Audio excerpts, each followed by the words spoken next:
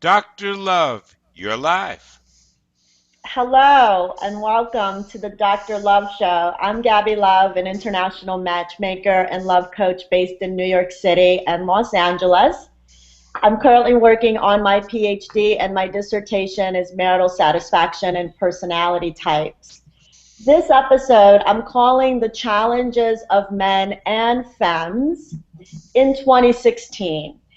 This was inspired by my recent biggest events of the year here in New York City, and it is also in Los Angeles on May 22nd. And I called it Men and Femmes Love Workshop. I thank all of my production staff for assisting me in spreading my love throughout my workshops, and tonight, in particular, my producer, Cooge, who's based in Orlando, Florida, and the creator of the Dr. Love Show. Started at Universal Studios with Cooge's idea. So, how's the weather down in Florida right now, Cooge? What was it, 80 degrees today? How's it in D.C.? No, I'm in New York City tonight. I mean, how is it? Oh, I'm sorry. How is it in New York City? Um, it's bloody cold. It's full of snow flurries, and it's difficult. 80 degrees. Did you go golfing? Y- yes, yes, I did. That was my preparation for today's show. I'm so jealous. Recreation is a very important part of work. I'm so jealous. Well, earlier in the new year, I set the intention for Love Enterprises and the Dr. Love Show to focus on teaching awesome, vivacious love to all men and femmes that choose to love in 2016. This episode deals with the key challenges of men and femmes in relationship and in love. This episode is inspired by all I learned in love through my graduate work and my empirical scientific data of my graduate work in 2015. Also, it was fueled by real statistics of men, women, marriage, dating, sex, and relationship, acquired by the hundreds, thousands of people up to date that have shared their personal love lives with me in 2015. In any given year, it's hundreds, but up to date, it's been thousands. All I know as a scientist of love is that facts, numbers, data, and statistics do not lie and should be used to improve our future and our lives currently. Hence, I value and note empirical correlations from other scientists, my clients, and everyone who crosses my path that has helped me make some tangible, reliable, and valid inferences on love matters. So let's dive into Cooge's latest episode of the Dr. Love Show, that he's calling Challenges That Men and Femmes Face in 2016 and what they can do better than last year. Let's start with a quote by an unknown. People change and forget to tell each other. Ha! Let's take it one step further. Any statistician knows that constant is the only change. I'm sorry, change is the only constant. Quote by Ursula K. Lee Guin, who is a science fiction novelist. Love doesn't just sit there like a stone. It has to be made like bread, remade all the time, made new. I thought, since when does a science fiction writer discuss bread matters? Cute, I have to look Ursula up. I've heard most of us scientists do like to invent the wheel or even make up our own language. The one force that no love relationship is immune to is change. Times change, our health may change, our career's path are not always constant, or down the same road. Our economic situations may change, our beliefs may change or transform, our attitudes are inconsistent, values often change, And as a result, our behaviors may change. Who we are may often change. They say in divorce court the number one reason for divorce is he or she changed. Well, that's not a very, that's something that we should all prepare a little bit better for, because change is the only constant. And thank goodness, who wants to be who they were just even a year ago? I certainly don't. Last year, I was a femme in love. That's when I came up with the term femmes to keep it fun versus women. And that was 2015. In 2016, I'd like to think of myself as a femme unicorn. For I have evolved, I have changed. And now my work is to teach my clients through my latest Femme Unicorn program. Interestingly enough, this episode we have my lover, Jason Wisdom, as my guest expert. So I'm sure he'll gladly let you all know if I pass his Femme Unicorn test or not. Those of you who are wondering what on earth is a Femme Unicorn, she is my new psychological construct of intention that I set forth and challenged myself to be in 2016. I stole the term from unicorn from that cool scientist who does his statistical pie chart on his blackboard, and he pretty much teaches that super emotionally intelligent femmes are next to non-existent, especially if they're beautiful. He claims that they're not really women. She must really be a dude. He calls a non-existing, super emotionally intelligent femme a unicorn, a fantasy, a figment to an interesting imagination. So, as a pretty emotionally intelligent femme, I decided to steal his term and turn it into a femme's power. Hence, I spent the month of December in Los Angeles writing my new Femme Unicorn program, where I teach all femmes their power in love and the art of love.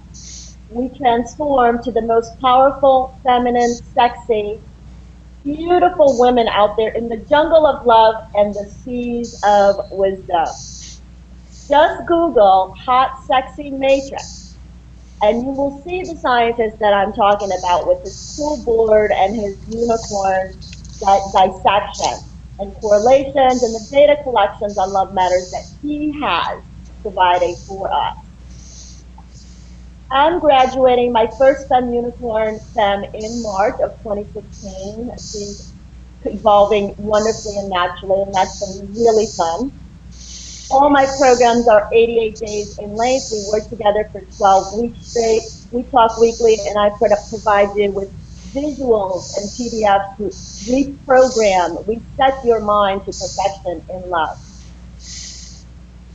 They tell me perfection is not accessible to men or femme clients. But I say, well, can't I make it my goal and spend the rest of my life attempting to achieve it? To assist me in these deep love matters, Cooj and I invited my favorite lover, Jason Wisdom, to be my guest expert today for the Valentine's edition of the Doctor Love Show.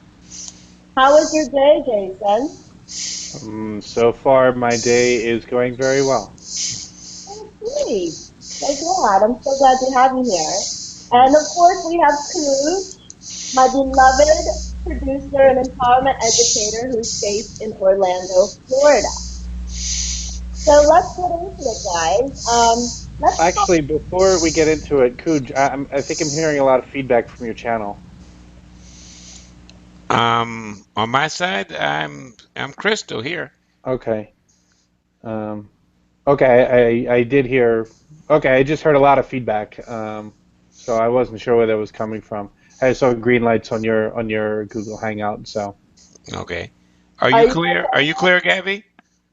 I'm clear. Okay. it sounds much better now. Okay. Okay. We can all agree that trust is a keystone of any interpersonal relationship. Without it, nothing is real. How does one achieve it and maintain it? Perhaps more importantly, when one person violates a trust, it can never be fixed. Or can it? Jason? Um, so we're starting with trust. So we're not tiptoeing in. We're diving right in, right?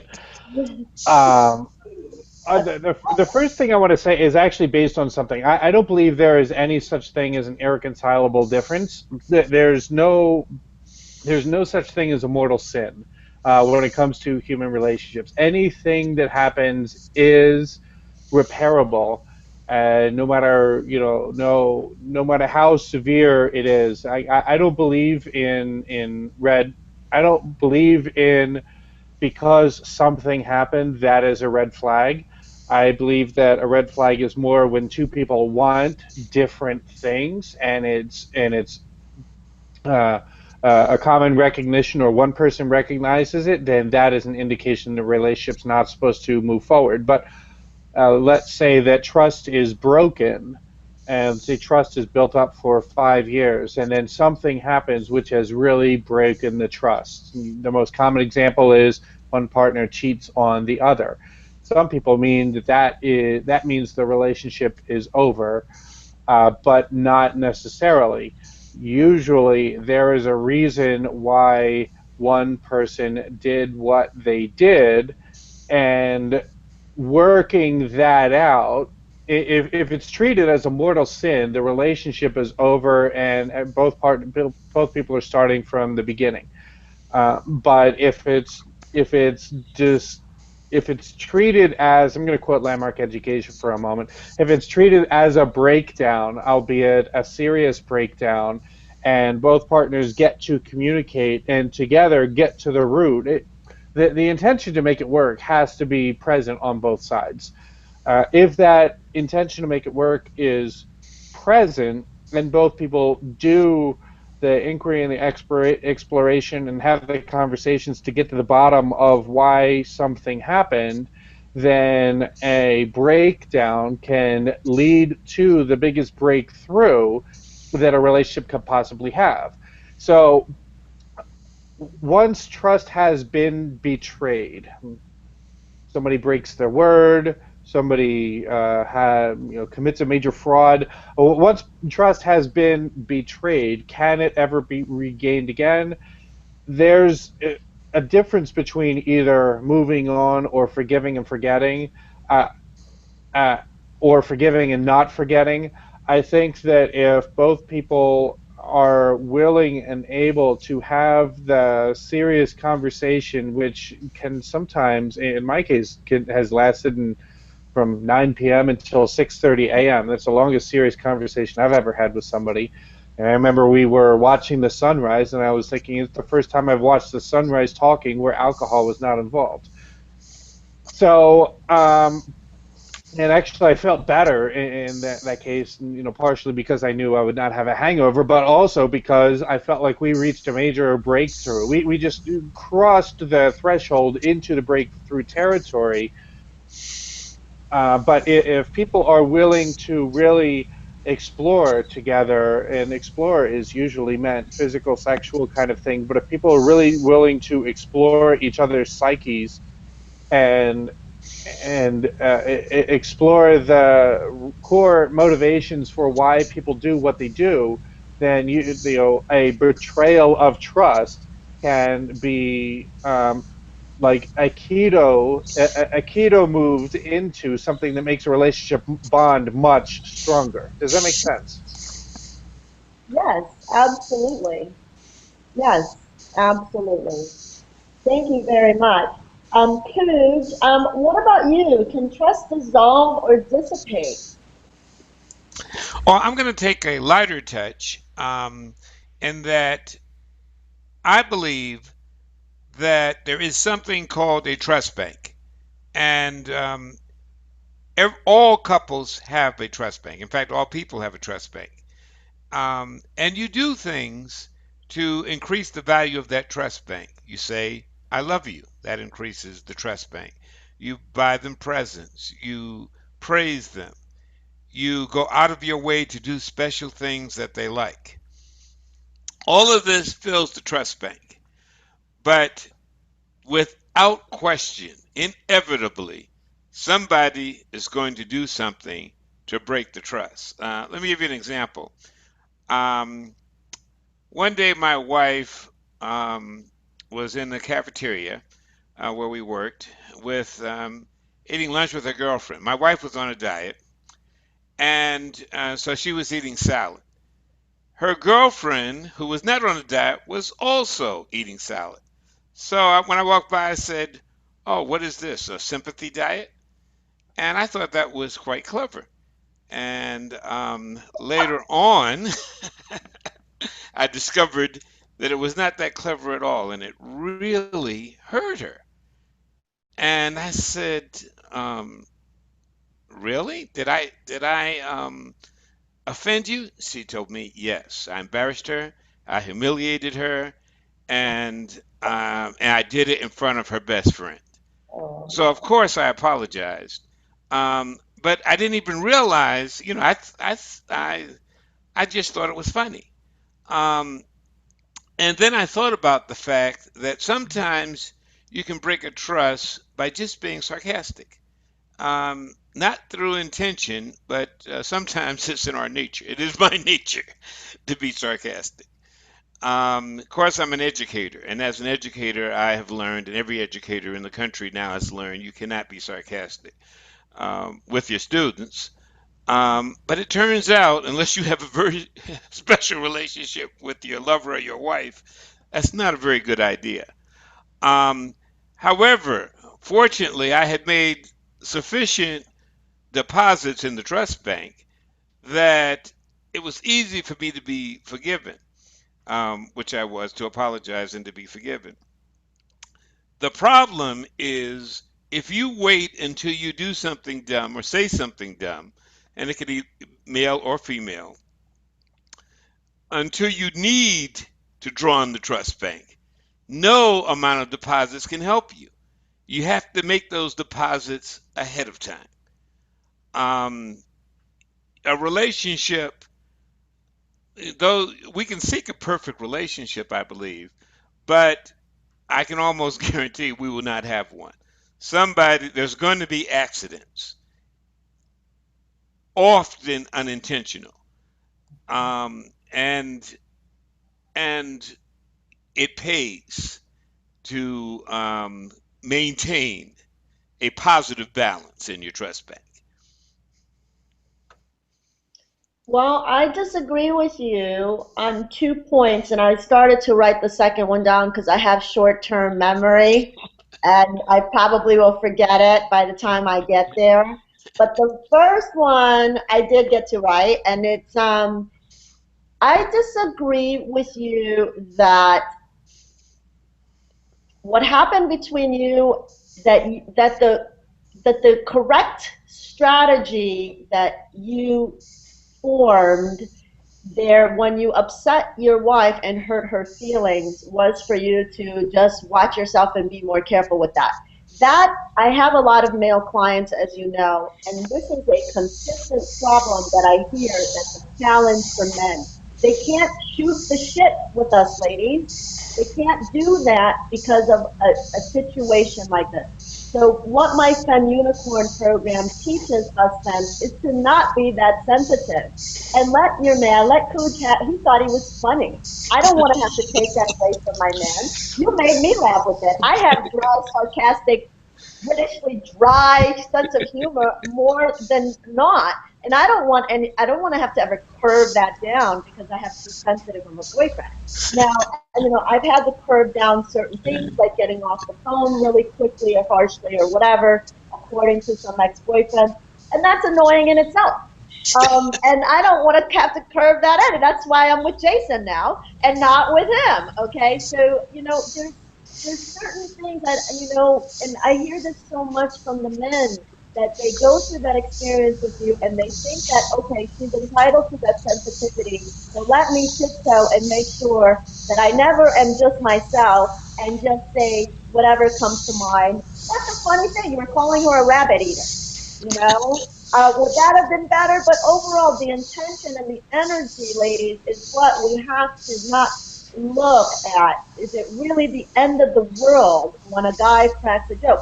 That's how men relate to other men. Men shoot the shit and make fun of each other regularly. And the woman that really stands out to all men is the woman that they can do that with as well. That makes you his very best friend because then you're also sexual with him. So I'm going to just agree with you on that, Coos, that that was the proper strategy for you to handle that situation. I would have kicked her on over to my Femme Unicorn program personally. Well, one of the things I've found that has helped me is to consider what is offensive to another person is in the eye of the person that is offended. Because if you get into a situation of arguing what intention, I never intend to offend, especially my lover in my life. That doesn't mean I don't do it. And I think it's is one of the things that um, about make a relationship work. If you have to learn your partner. The same comment, I'm sure, to 10 other women, they would have broken out laughing. Um, I just didn't know that that was something that she was sensitive to. And, I had known her at that point for a year. But you find there's no formula. There's no, um, let me give you another example. Um, I called her babe. That was one of my favorite expressions. But it also turned out that if there are other friends I called babe. Now she took babe to mean an affectionate term that I only use with her. So when I mentioned it to somebody else who happened to be a secretary of mine, one of many secretaries of mine, oh, did we have a discussion when I went home? Mhm. Again, it was not intentional, but it was a withdrawal from her trust bank. Right. I've had a similar withdrawal. I've changed some of my love games in my early 30s. I used to love the term babe myself, and I initially got inspired by it from a boyfriend I had at the time, and I allowed myself to then transfer it to some of my girlfriends or casually. And then I realized later and it was too late for me to take it back. But now, in my days now, because I know that took it away from it being special for him. Now I'm very careful to just call my guy babe and not everybody else. But because I went through that similar experience. It was never discussed, but absolutely. But thank you. And you did say that, when I talk about my love life being perfect, I think I talked about exactly what I mean by that. I will make the imperfections perfect somehow today. I have the tools to do that. And that's what I mean. I wholeheartedly agree with you. Nothing in life is perfect, but why should we not strive for that as our goal? And then we can actually make all of the instances like you did with your ex-wife when then you did know that food was a little bit of a sensitivity issue. You probably curbed your jokes at least on food, right? But I also would have urged her I started training myself when I was about age 25 my goal was to never let another human being possibly offend me, ever. And I've done pretty well because, there's things that people will say to me, but I don't let anything be offensive because I know that most people's intentions are good. And the ones that aren't, I don't vibrate in that level anymore. I don't attract people like that into my life that would have a bad intention on anything sensitive that they would tell me. So I do strive for that as well. So for Jason, I want to, I did write down this one I got to write a bit earlier in the week, you guys, about what I thought trust was. And I wrote down that trust is a glue to the foundation of any relationship. Without it, it will slowly or quickly crumble. Weak or cracked foundations to any relationship are dangerous to the insurance of longevity.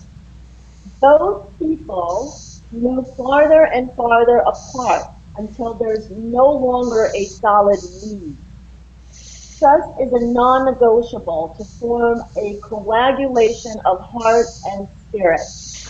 An amazing bond between two cannot maintain health, substance, or life without the main ingredient of trust. This lack will also lead to anxious or avoidance attachment activation. Those are scientific terms, and when I work with a couple or with individuals, some people get activated by anxious tendencies in love, some people get activated by avoidant tendencies, and all of those derive from the lack of trust, exactly what we're talking about today. Untamed anxious or avoidant attachment styles are suicide to all relationships. Trust is not negotiable. It is also very difficult to earn back when annihilated by one or more people. So I'm not talking on a light case scenario, like this trust bank that Cooch has. That was very minor. I'm talking once you annihilate the trust bank, it's nearly impossible it really can injure a relationship more than anything. And it's almost, it's very difficult to ever get back. So I do want to ask Jason, since I have you, Coos and I have you all to ourselves tonight, and Jason Aw. is my current favorite lover in the whole wide world. And so I'm going to utilize this time for my own selfish needs. Because sometimes it's easier for me to communicate in a modality like this about my own personal love life um, versus alone, which can sometimes uncomfortable topics. So I'm going to utilize the venue and get some uncomfortable topics for myself out with you tonight. This Oh is wow, this might get awkward. ah, I like it. That's why Cooj and I like it live because that's when it gets real. So let's start with some basic generalities that I told you I wanted to hear about tonight about what you think are the biggest jewels of love knowledge that you can give us fans about what men are really wanting and needing in 2016. And then I'm going to ask Pooh the same question. I really want to know this.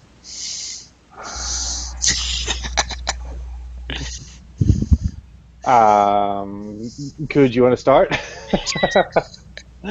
Well, I'll give you a hand I, because I have thoughts, but I mean, I went first last time, so if you want to go, let me go ahead. okay, okay, I'll give you time to gather your thoughts. Um, the most important thing, I think, other than, of course, love itself, is conflict resolution. And, I think it's a conversation um, that couples should have before they have conflict. In the sense that if you don't have that conversation beforehand, it is likely that you will get into a arena in which you say or do things that cannot be taken back. So it is in your interest to establish, let's call them rules of engagement. Um, I know there are some lovers that love to fight and love to have makeup sex. And if that's your modality, great. But there's some people that once you say certain things to them, you can't come back a couple of hours later and say, okay, let's make love. Because they're still upset about something you said. Some couples can use vulgar language, and it doesn't mean anything. It just means that they were passionate and energized at the moment. And some people, once you've said certain things to them, you just absolutely can't take them back. That stays in their heads. So I would say that one of the challenges is finding out is having a conversation about what are those lines. Now I'll take it to another level, and that is you want to resolve a conflict, and there's only certain ways to resolve it. One way is there's about four ways. You can play win lose. That means one of you wins, one of you loses. Not a very good strategy in a love relationship because nobody ever forgets. And then somebody's got to cook dinner and somebody's got to seduce the other at some point. And people that lose aren't in the mood. You can play lose lose. That's like mass suicide. Well, okay, I had a worse day than you had. Very bad. You can play lose win. Okay, you're always right. You win. Um, I had a person I was counseling once, and he said, "Well, she said I was right." Yeah, that's what she said, but that's not what she meant.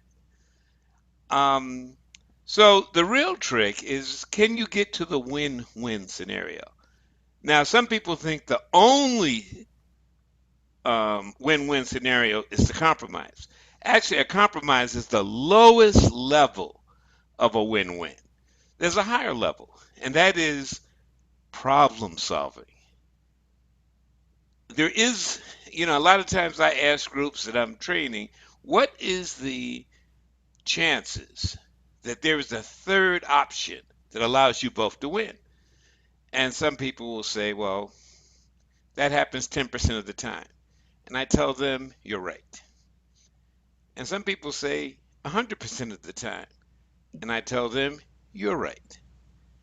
If you believe that it's possible to have a win win scenario, and that's a very good strategy to have if you're in love with someone, you can find a third alternative or you can solve the problem. That is what I would say is the most important advice I would give a couple in this year.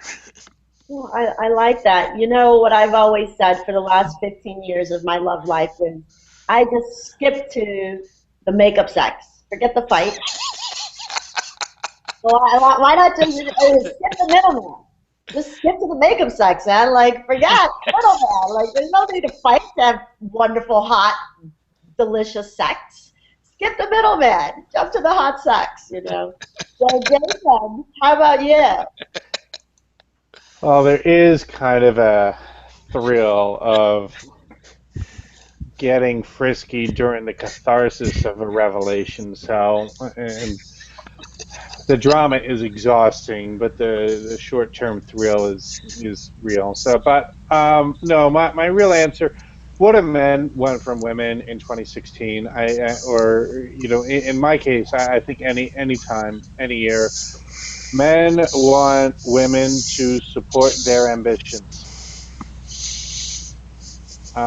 Men want women to be supportive to what they want to do. So if a man wants to be a successful entrepreneur and he's dating somebody, you'd appreciate it if she can help him build his business some way. If he's looking to grow his career, he would appreciate if she can um, support him in getting a promotion or standing out or doing excellent work, being supportive and encouraging him.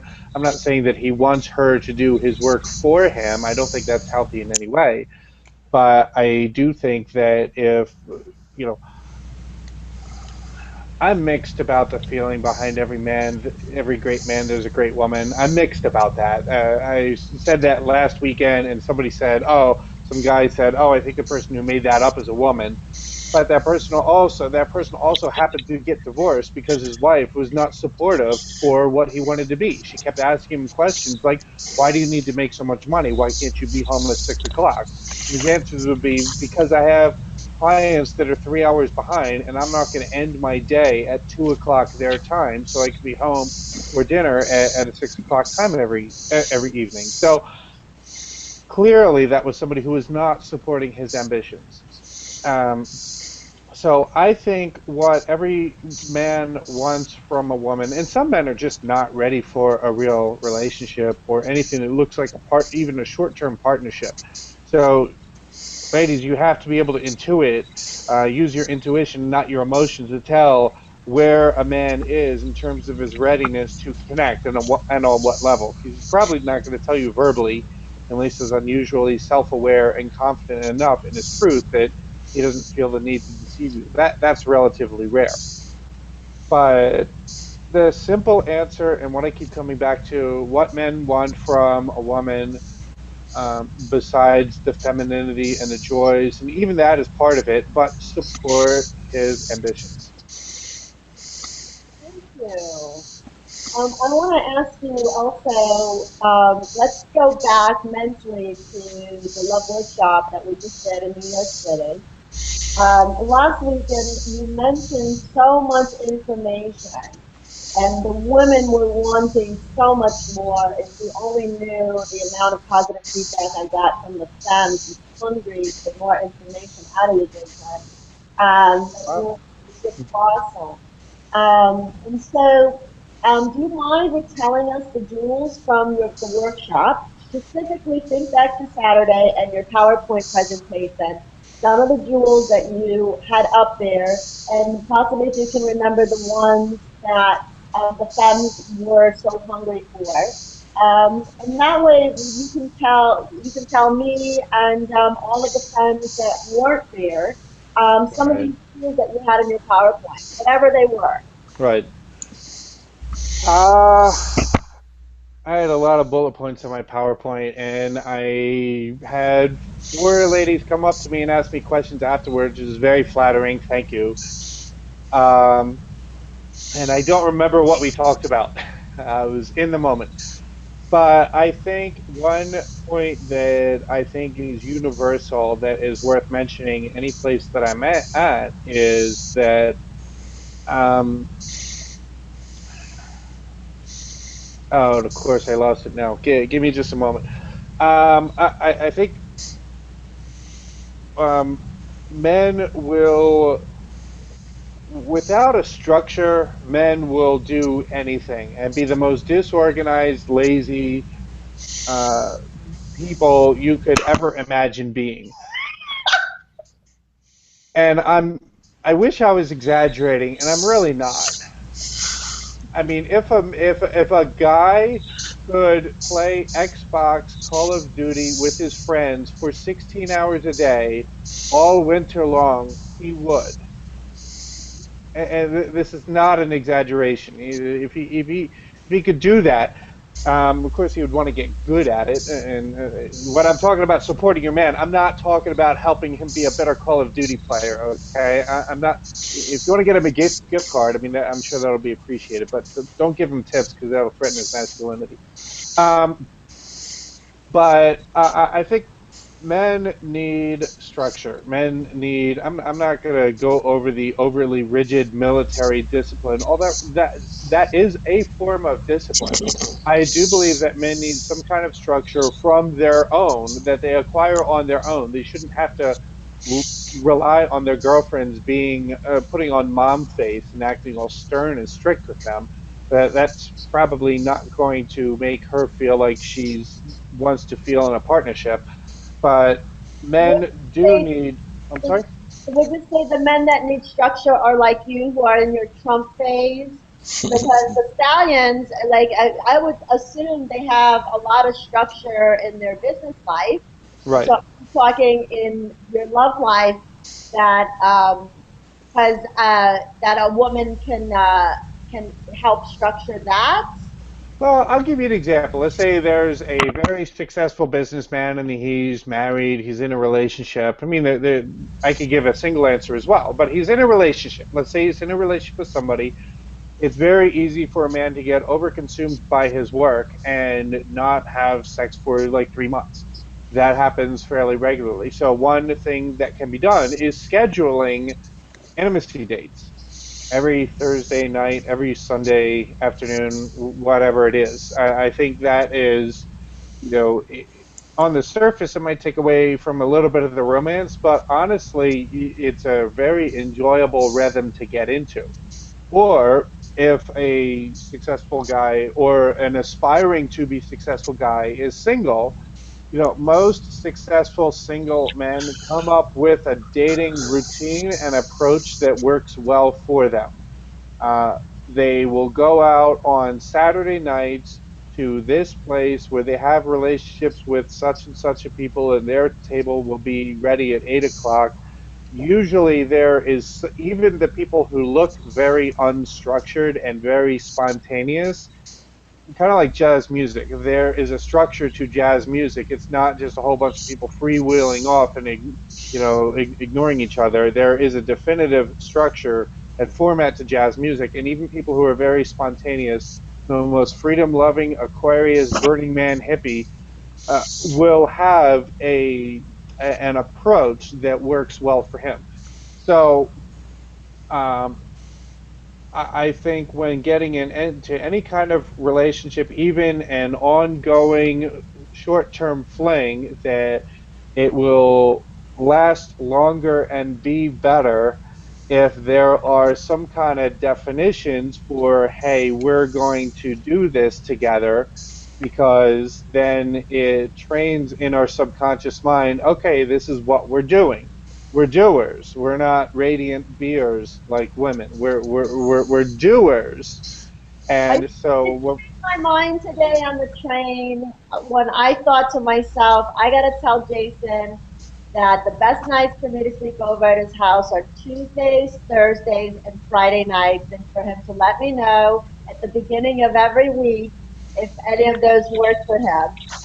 Were you reading my mind when I was trying to schedule myself on your bed 3 nights a week on the train today?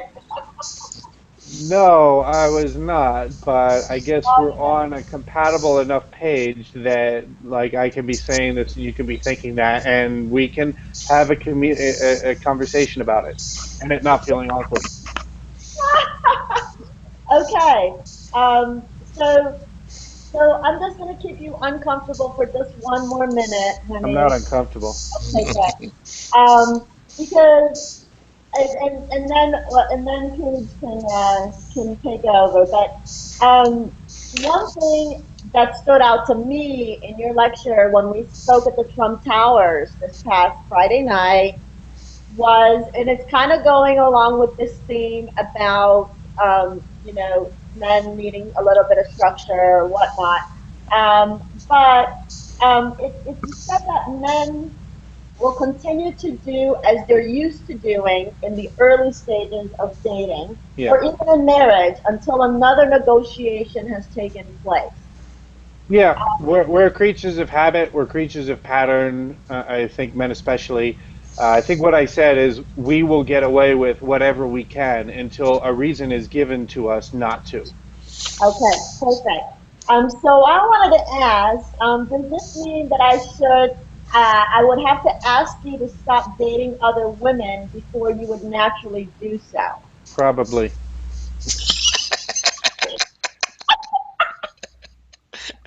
That's what happens when you ask a yes or no question.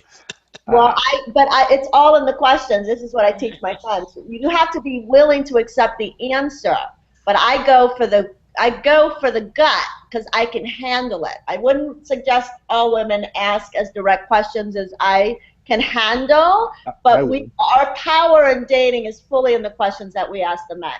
Because most men that we're dating on a higher level of evolutionary of men and fem psyches these days aren't going to be lying. You ask the man the right questions, they're going to tell you the truth. Most women steer clear Yeah. of that because they don't want to hear. They're scared of the answer. I have no fear in love. And men are very comfortable with things being in the gray because it gives them the freedom to do what they want to do.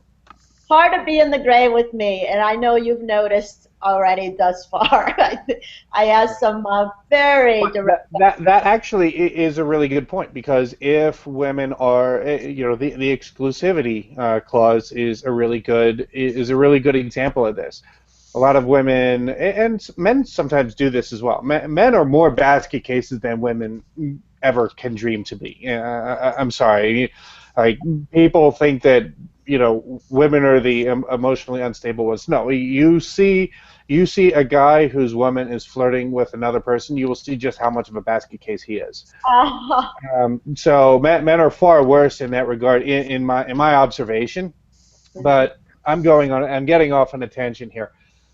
I think the we're trained from an early age to play the gray because at school, in work, in social circles, uh, we are just basic social survival. We're taught to say what needs to be said and leave our options open. So, even when we put our hand on the Bible and say we solemnly swear to tell the truth, the whole truth, and nothing but the truth, we will offer what I mean. Jewish. I'm not going to say that every person is political. I mean, there's differing levels of political skill among people, but politics are like political concepts are absolutely in play during social interactions and absolutely are in play during early romantic conversations. And a lot of time, one very common defense is, we've only been seeing each other for 2 or 3 weeks. It's too early to be having this conversation, which some men are just too busy with the rest of their lives. They don't have time to date multiple people. Other people will use that to delay and push off having the exclusivity conversation as long as they can for whatever reasons. So again, men will get away with whatever they possibly can until they're given a reason to no longer do so. Okay, so stay there because as I continue my point in that is that I've always come from allowing that commitment to evolve naturally rather than ever asking any man that I've ever dated to change his behavior. I've been able to inspire them to really let me know that we're in a committed relationship. I'm Right. very good at that. And I've always preferred that. So I'm dying to hear your suggestion to me personally in our love life now as to how I should handle you and in our commitment together. Well, we would need to have a conversation about it, and Not let it evolve naturally. So you would prefer a conversation. it depends. It depends. There's a time and a place. A lot of ladies are get weirded out's a strong term, but a lot of ladies have a reaction when things to move too fast themselves. I don't know if you've ever spoken with a woman who meets a middle-aged man who wants to get married and start a family tomorrow. It's scary. So there is a natural flow. I'm sorry. Sorry, I don't mean to interrupt, but I don't want to forget the thought. If a woman that has a delayed reaction, whether or not she wants to commit to you, she's just not that into you. Women, we are geared biologically. The Right. femmes that say, "Oh, I'm being cool, I'm being chill, I can wait," they're just not that into you, and they have somebody else that it's just a nice way of saying, "I'm not that into you." Interesting. Women, we are ready, and we're ready real soon in the dating part, especially if we're orgasming with you because we are releasing oxytocin, which we only release when we Right. breastfeed our children and when you make us orgasm. Yeah. We get attached biologically real quick. Yeah. Well, I've heard women that tell me that they've been on a first date and the guy clearly indicated at a nice dinner on the first date that he wants to get married and start a family within 3 to 6 months. If it was the right guy, she'd say, okay.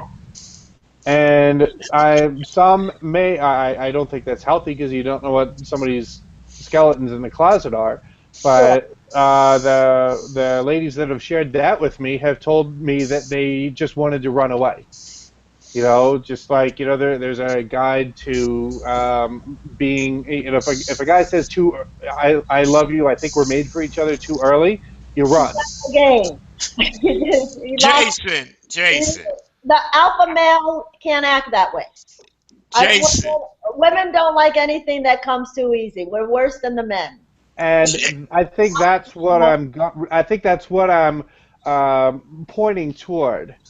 Mhm. That if a man comes across as desperate or he's giving away everything he has, with no self-respect, then is that really the kind of strong partner that somebody wants to be with? No, no, I'm not even going there because I don't work with people that are at that level of desperation for their love lives. I work with only Right. people like myself who, and you and Coach that My has our stuff going on. my point is there is a natural flow, and sometimes the men do know sooner than the women that, hey, we're meant to be together.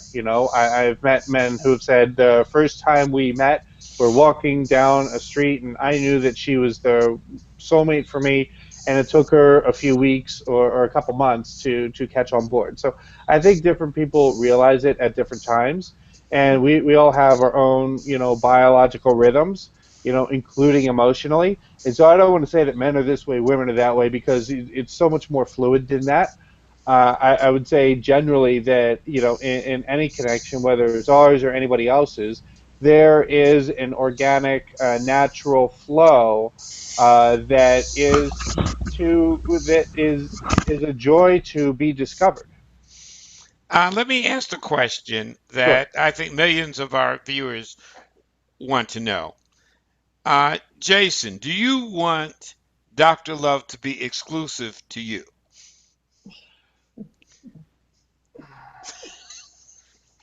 Well, I mean, that's a conversation. Honestly, that's a conversation I would want to have in private first, because there's certain things to talk about publicly and certain things to talk about privately, and I'd rather have that conversation in private. And then when we're both on in agreement about stuff, then we can share what it is that we've agreed at. But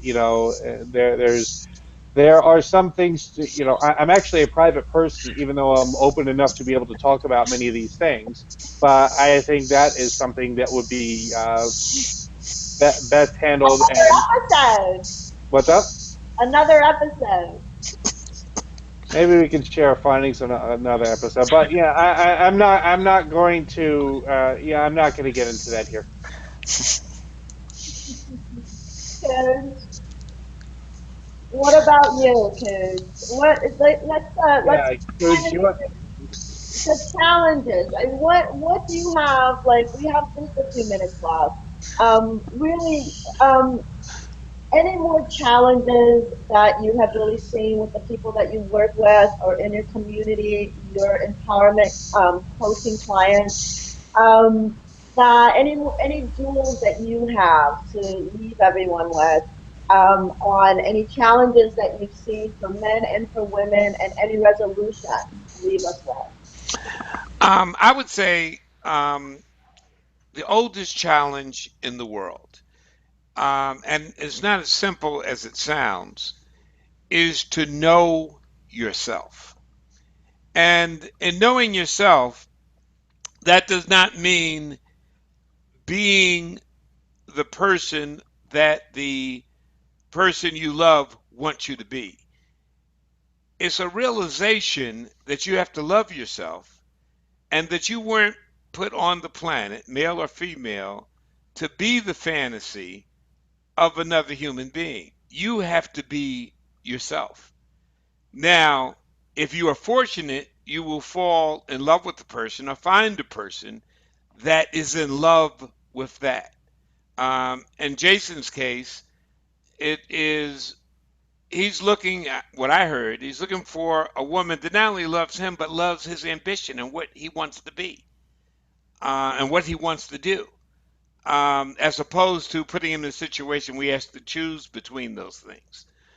But male or female, you have to know what it is that you want to be, where you're going, and the additional thing you need to know is how you want to receive your love. There's some people that like to receive their love verbally and with flowers. There are others that are touchy people. They want to walk down the street holding hands. There are other people that are private people They don't want to do any public displays of affection. However, they're tornadoes in the bottle. When the door is closed, they are explosive. So knowing who you are, where you're going, and how you want to receive your love, I think those are the jewels that you need to keep your eyes on. Great. And Jason, how about you? I'm sorry, what was the question again? So, any remaining jewels that you want to leave as we close the show in a minute or so to leave everyone with, men or women, and any challenges that you may have seen, and any resolution that you can leave anyone with? I could talk about all that for a very long time. Well, you have one So, minute. 1 minute. Well, you Yes. actually have 2 minutes. You have 2 minutes. All right. For today, I'm just going to recap what I said, the sort of the major points, because I just, I'd rather have people have a couple of solid takeaways. So I think, men want women to support their ambitions, who they are, their highest ideal of themselves. I think a man who's looking for, a woman for beyond just casual dating wants somebody who is going to support him and make him a better man. It can be career or business. It can be just as a person. It can be, health, whatever it looks like. A man wants a woman to support who he is. And then for the ladies, men will, we're simple creatures. I don't want to say we're like dogs and we need to be trained. Hopefully, we have received some kind of training, but we're simple creatures, and we will get away with everything we can until we have a reason put in place to not do so. Yeah, and I'm going to explore that a little bit further with you as we write more material and we do more lectures at the Trump Towers, and also at our Love workshops and through the Dr. Love Show, which is now going to be increasing to every couple weeks due to a request. Right. Um, and so we will definitely, I want to explore that further with you. I want to close off by saying that all challenges that we have in our love lives, and I've even been going back into my sex therapy work when I completed those courses and that year and a half of work in grad school, my marriage and family counseling. I truly understand now, and it was reinforced by the current book that I'm reading, which is called The Vortex. Let me see if I can put it. The Vortex. It's an Abraham book with the movie, the book The Secret was. I need literature like this. It's called Where the Law of Attraction Assembles All Cooperative Relationships by Esther and Jerry Hicks and the Teachings of Abraham. I need material like this because all I read is scientific, really harsh material. And this stuff softens my soul. And it brought back my sex therapy work to me today when I was on the train reading this, that all our challenges in love can be healed when we fix our our energy with ourselves and with our universe or our God or our planet, however you call it. But when we connect and when we really resolve ourselves and resolve who we are, we can go into a relationship with minimal challenges. Other than the normal day-to-day life stuff, somebody's late, there's a death in the family, somebody lost a job, somebody broke a leg. Those are things we deal with. But the real hardcore obstacles and challenges in sex and in love all stem from when we are not connected with ourselves. So I just want to close with that. Well, and I'd like to wish both of you guys a happy Valentine's Day.